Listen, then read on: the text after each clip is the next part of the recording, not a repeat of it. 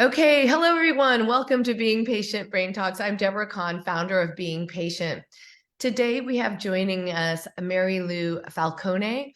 She has written a book called I Didn't See It Coming about her late husband, Nicky, who has passed of Lewy body dementia. So today she's here to share her perspective. Mary Lou, thank you so much for joining us. Thank you very much. So I know you have an illustrious music career, publicist for the likes of James Taylor, York Philharmonic.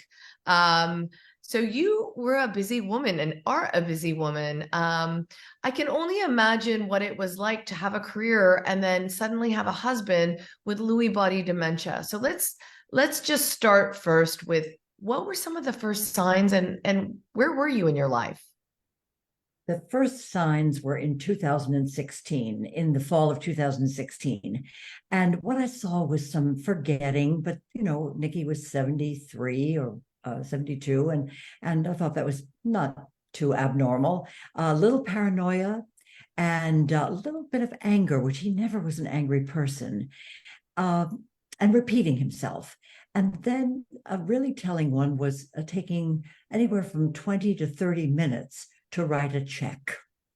And I thought, this is a little odd. Maybe he's tired, but you could always make excuses for things and find reasons that you should not be alarmed. But by the end of that year, it was in December, we were in Vienna, and he was very tired and a little foggy. And one night, he was supposed to meet me and some friends in a restaurant that he knew very well. And lo and behold, half hour, 45 minutes passed, no Nicky. I got really frightened. And I went to try to find him, heading towards St. Stephen's Cathedral. And I didn't know where I would look, but as fate would have it, and thank goodness for higher powers, Nicky was walking toward me. And as he came toward me, what I saw in his eyes was fear. And as he confronted me and basically said, "You didn't give me the address, you didn't write it down," and he never spoke that way to me, I got very calm and I said, "Please forgive me. It's my fault. And I really should have done that. Let's go to dinner." And we proceeded on our Vienna trip, and we were there for the Vienna Philharmonic New Year's concert, which was conducted by Gustavo Dudamel. Both the Vienna Philharmonic and Gustavo were my clients at the time. So it became a joyous occasion, but there was a lot of doubt planted during that trip. I mean, I can imagine that would be a really scary thing. And I'm just, I guess, amazed that you knew without having a diagnosis or what you were dealing with, you knew how to manage that situation. Like, why did you do that? I mean, that's really advanced. People usually have to learn that, right? And you knew instinctively. There's a backstory to this, and that is I had been a caregiver since I was 10 years old.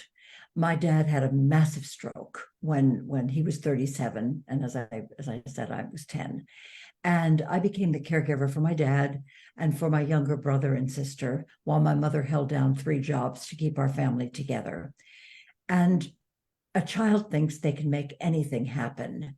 And what I learned in that caregiving situation was a little bit about patience, not a lot, because a child thinks they can make it all right. But I began to learn how to make people feel more comfortable who could not do things that they were doing before. So something just kicked in and said to me, ground, go gentle, and take the blame. Take it. Mary Lou, one of the things that surprises me is that it sounds like, I mean, Lewy body, I believe, just from our unscientific way, I believe it's probably the most misdiagnosed dementia, because when we do an interview on Lewy body, we get a lot of people saying, "Oh, this happened to me. I was misdiagnosed with Alzheimer's first," and "Oh, it sounds like that are symptoms of my loved ones when we talk in detail about Lewy body. But from the way that you were describing Nicky's initial symptoms, that sounds a lot like Alzheimer's to me. So tell me a little bit about the diagnosis process and how did you come to Lewy body? It was a little bit complicated. After that session in Vienna, we went on to Paris. Unbeknownst to both of us, he had had a heart attack in Paris. We should have seen the symptoms, but he was fine by morning, so we didn't think anything of it. Coming back stateside a couple of weeks later, it happened that he had his normal physical, which he had every 6 months. And he said to the doctor, by the way, what happened to that test you had me take, the calcium score test? And our doctor looked it up and he went, oh my goodness, Nicky, we've got to get you to a cardiologist now. And they did a stress test and they found out that indeed he had had a heart attack. And they set him up with a cardiologist that everybody agreed upon. And we went, and the cardiologist basically said, well, look, I think that you need to do an angiogram for sure. And from that, we'll determine whether you need some pills and stents or whatever. And I went, oh, that's why he's been so kind of out of it or whatever. Probably not enough blood flow to the head. So that would make sense, didn't it? I mean, it made sense to absolutely. me. And so during that period, Nicky and I had been together for 34 years, and we'd known each other for 44 years, but we had not been married. But something in me said, oh boy, something is really dramatically wrong here. And deep in my heart, I knew something was more than just the heart. But I looked at Nicky and I said, you know, you've been asking me to marry you for 34 years, right on clockwork every year. And basically, I think we should do it. And he looked at me and he had a great sense of humor. And he said, well, it's only been 34 years. What's your hurry? And so we did the angiogram on the 13th of February. And on the 14th of February, I'm sorry, we got married on the 13th of February. On the 14th of February, we went into Sinai for the angiogram. And I quipped, you know, well, doesn't everybody go have their heart checked out on Valentine's Day?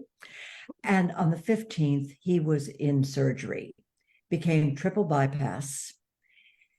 And that was supposed to be the beginning of a new start. It was the beginning of the end, because he did not come back from the hallucinations.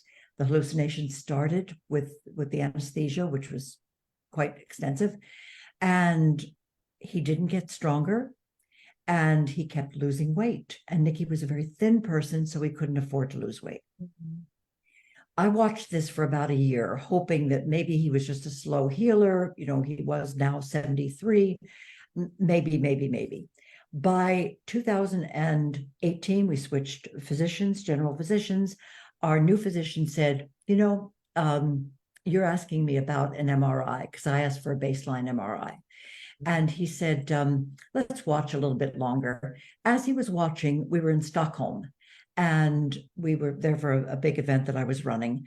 And Nicky couldn't get through the line at the airport. He didn't know how to go through the metal detector. When we got to the hotel, he couldn't find his way from the desk to the room. It was sleeping all day so that at night he could be bright and with it and all 100% Nicky. Still, we didn't know what it was, but we worked with it. We came back and I said to the doctor, MRI now, please. This is too much. And he did it, of course. He was wonderful. And the MRI showed age-appropriate deterioration, which to me is a nonsense phrase for we don't know what's happening. We can't tell you. Yep. So from there, our doctor, who was very, very kind, gentle, and smart, said, I'm sending you to the best neurologist I know. Now, he didn't say for what. He just said the best neurologist I know. And he sent us out of system, which is not the way they generally do things. The neurologist did a cognitive test and a watch Nicky walk. And he said, point blank, this is Lewy body dementia with Parkinsonian aspects. right out of the gate. Now That's that's very unusual. amazing Yes. because there's many very good and competent neurologists who wouldn't make that early assumption. Right. So And what was it? Like, why? I mean, so many people have such a hard time getting diagnosed with Lewy body. absolutely, absolutely. But just to be sure, he then said, I'll do a DAT scan, DAT scan, and I'll do a REM sleep test. Now, with Lewy body, there are three telling signs. One is early hallucinations. Another is the fluctuations, like one day you're completely you, or 1 hour you're completely you, and then you don't even know who the person standing next to you is. And the third thing is REM sleep disorder. And that's when, for people who don't know, that's when you're dreaming and you're, for instance, dreaming Acting that you're out, punching right? somebody. Yeah. And you actually act it out. Yeah. Right. And so the REM sleep test showed indeed he had REM sleep disorder.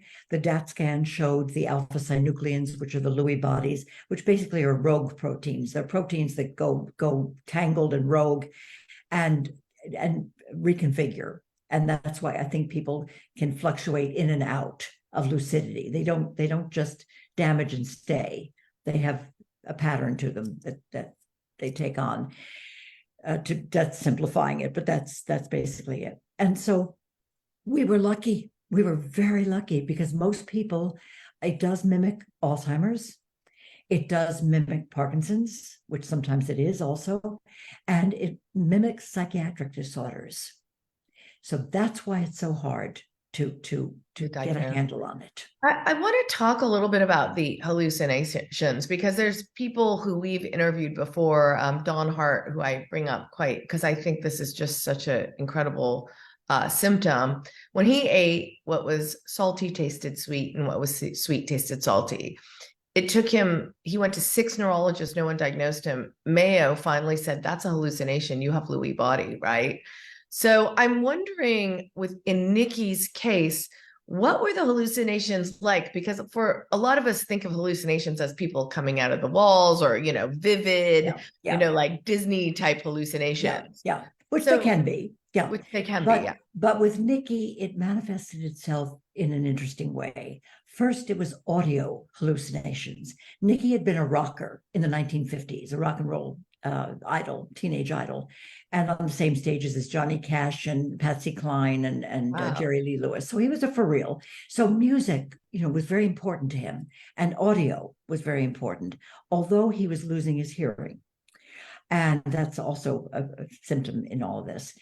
And so he said to me after he was diagnosed, the day he was diagnosed, he said, do you hear the voices coming out of the faucet?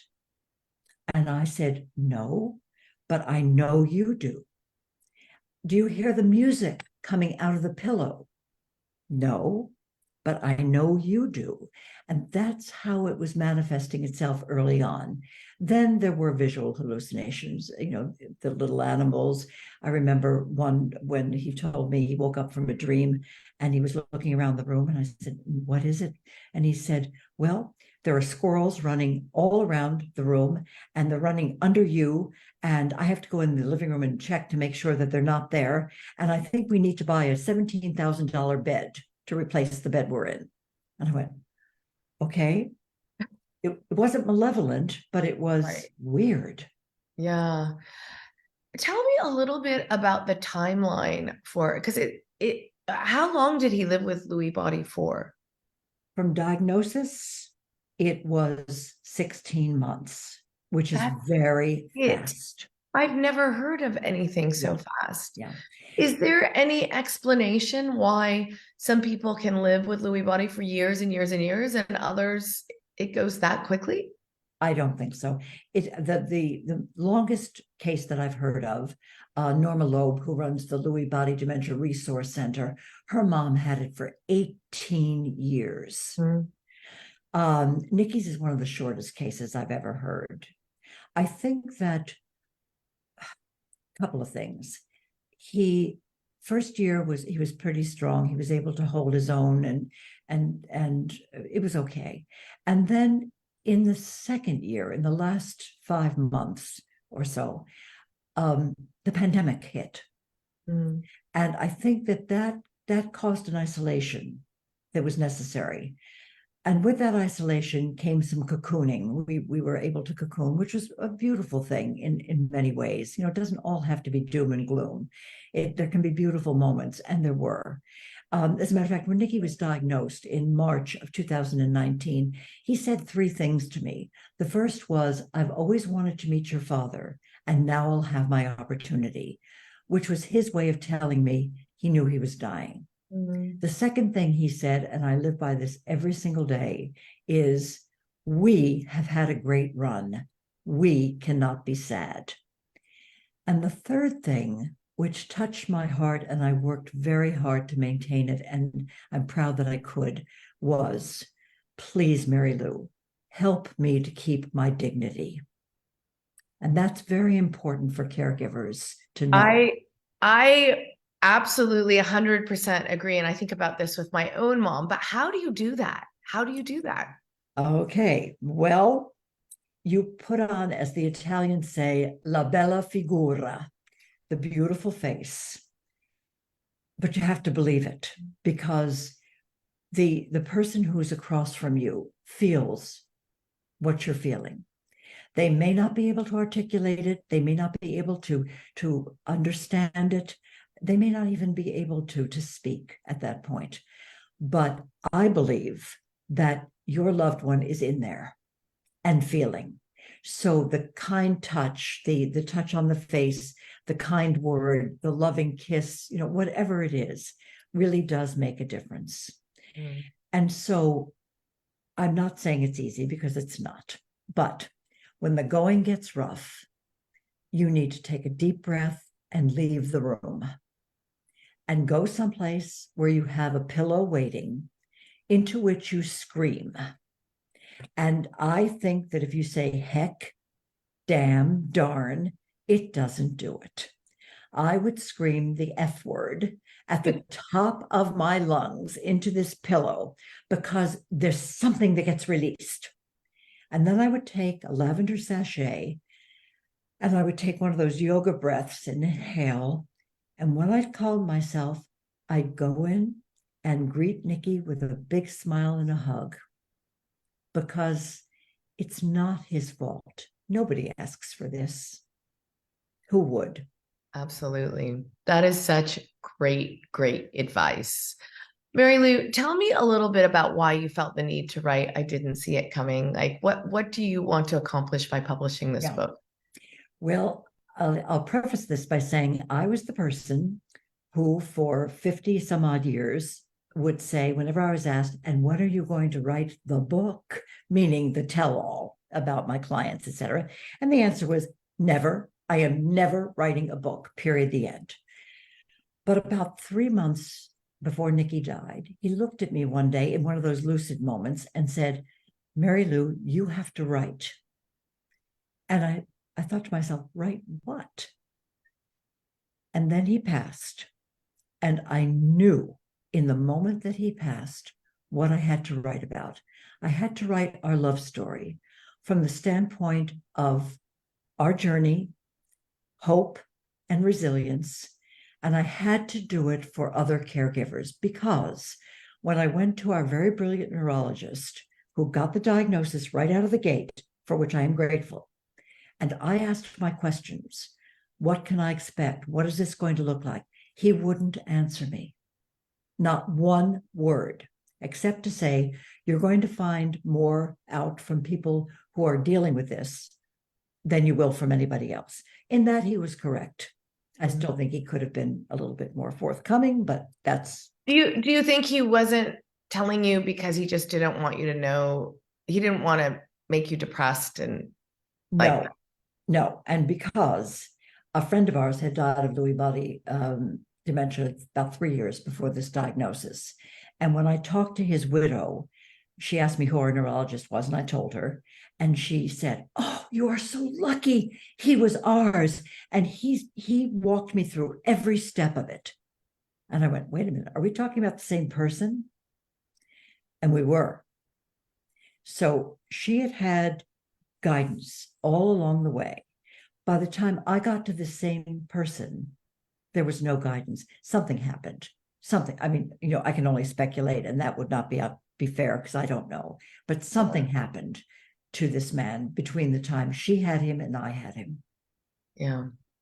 I mean, it really, what you're pointing out, and not to point fingers at anyone, but we hear this over and over again. And a lot of the experience you have with a diagnosis has to do with that type of communication, right? With your doctor. You want you want to become closer with your doctor. You don't want your doctor just to give you this news and then you see them. And then abdicate. Yeah. I mean, thank goodness for our general physician, who I will name. It was John Cahill. And John Cahill, Nicky called him the angel, because this is a man who had such compassion. His sister also had been diagnosed, his young sister in her late 40s had been diagnosed with early onset Lewy body dementia. So he knew what he was looking at, and he knew what it did. He was a blessing, no question about it. And we were lucky. We were just very lucky with him. So I do count my blessings. But going back to why I wrote this book, it was to give caregivers a guideline. And why did I write it the way I wrote it? Because I had front loaded the whole thing with Lewy body. That was my reason for writing this book. And a very brilliant editor said to me, you have to tell your story, your and Nicky's story, because unless we care about you, you are never going to get us to care about Lewy body dementia. And she was right. And so I rewrote and rewrote and rewrote, but finally I got it where I wanted it, which was to write it as a narrative, as a story of our life, my life first, and then when Nicky joined my life, and what our journey was.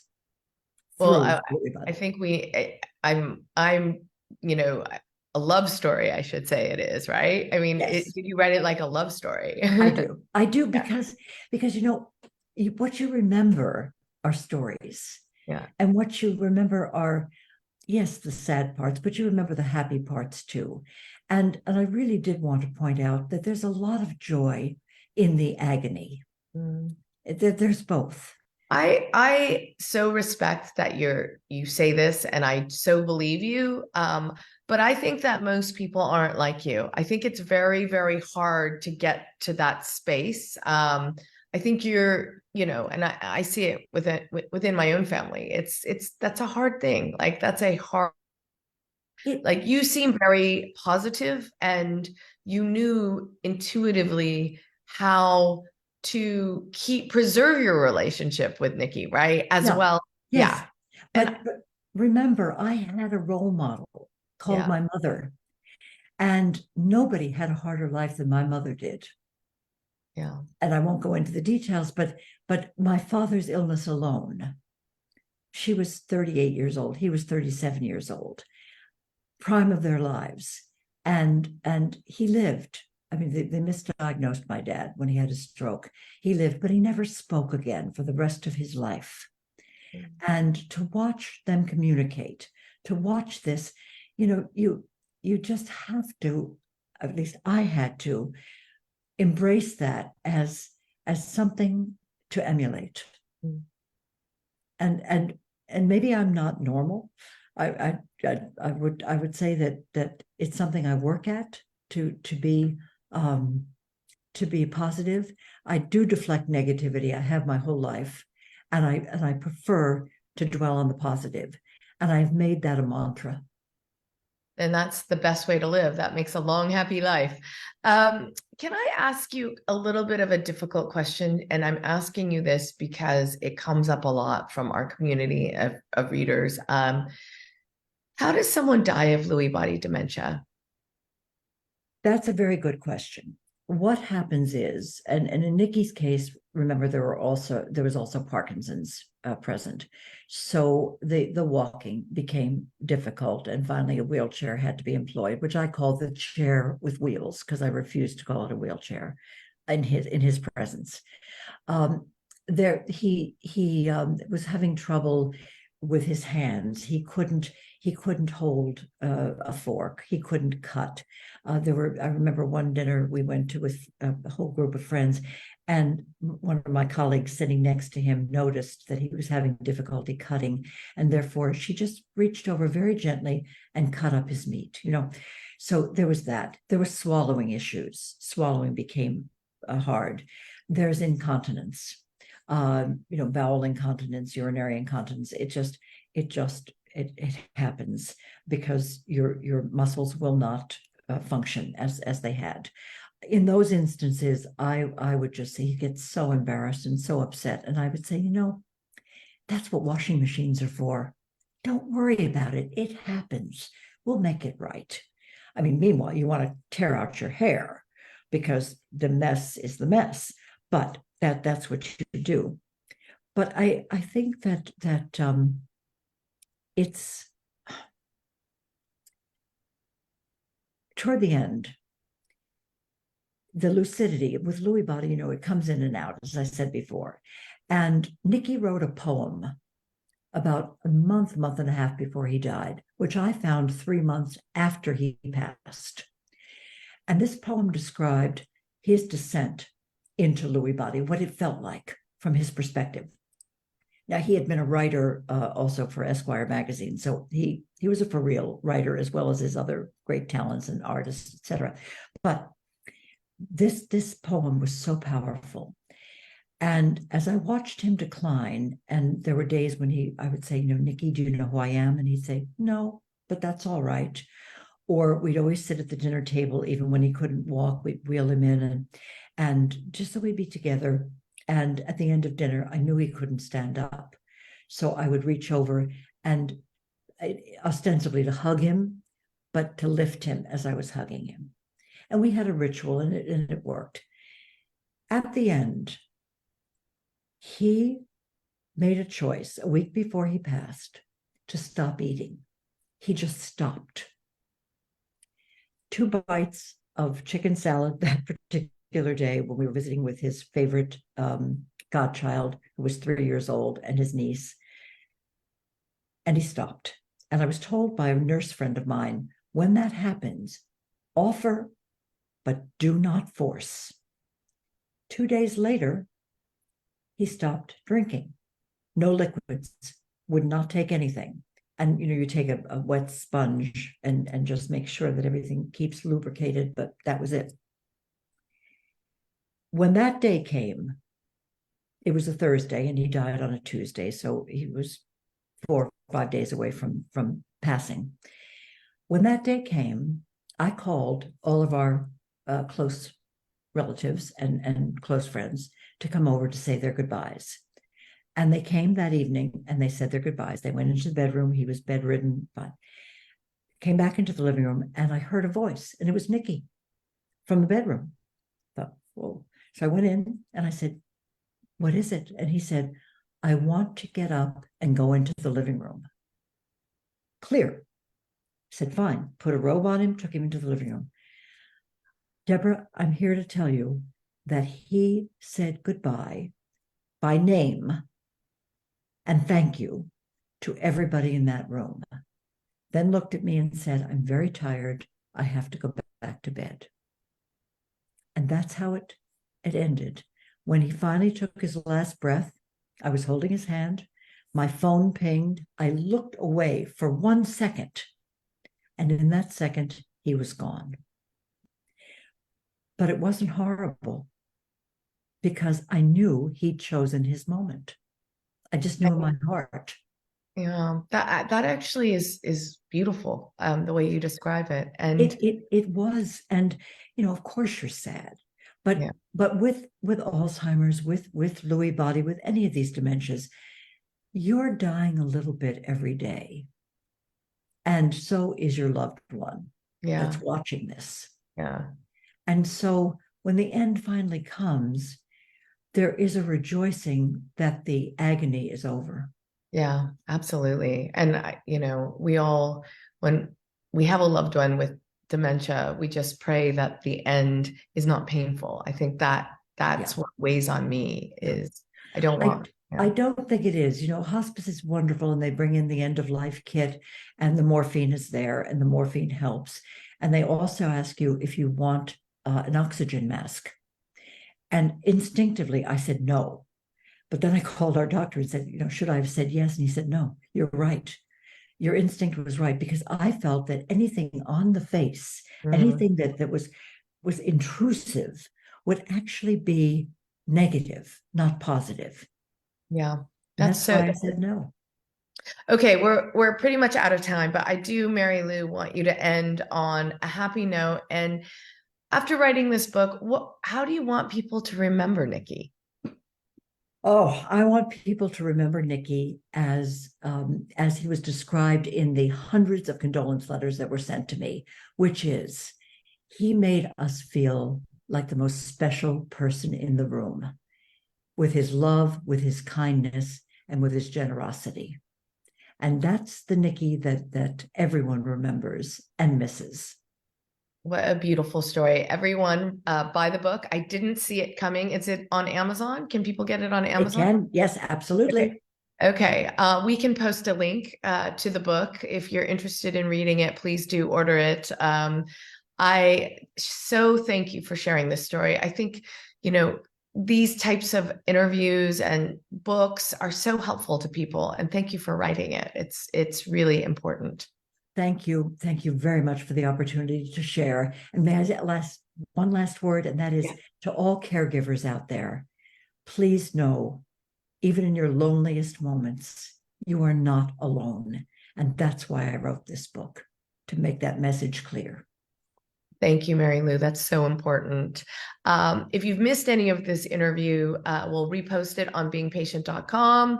As we do with all our interviews, if you want to know what's coming up, don't forget to subscribe to our newsletter, which you can do on the website. Thanks everyone for watching, and we'll see you next time.